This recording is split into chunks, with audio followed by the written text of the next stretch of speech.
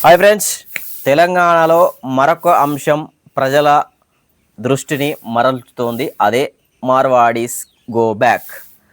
Marwadis go back అనేదానికంటే ముందు మనం మారాలి. మన చుట్టూ ఉన్న వాళ్ళని ఎంకరేజ్ చేయాలి.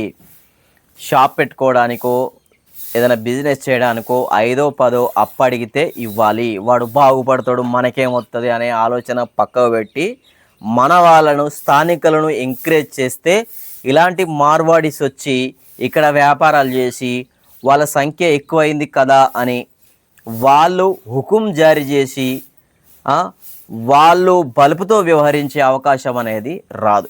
ఫస్ట్ ఆఫ్ ఆల్ మన తెలంగాణ వాళ్ళకు, ప్రజలకు చెప్పేది ఏంటంటే, ఏ పని చేయాలనిపిస్తే ఆ పని చేయాలి, చేసుకోవాలి. ఇంట్లో గతికి లేదనుకుంటే ఏదో కూలి పను, నాలి పను, ఏదో వ్యాపారం చేసుకోవాలి, బతకాలి. లేదు నేను ఈ పని చేస్తానా, నేను ఆ పని చేస్తానా, నేను వాని దగ్గర చేస్తానా, నేను వీని దగ్గర చేస్తానా అని ఆత్మాభిమానం ఎక్కువ కదా మనకు. ఆత్మాభిమానం ఎక్కువ అయితే గిట్లే ఉంటుంది.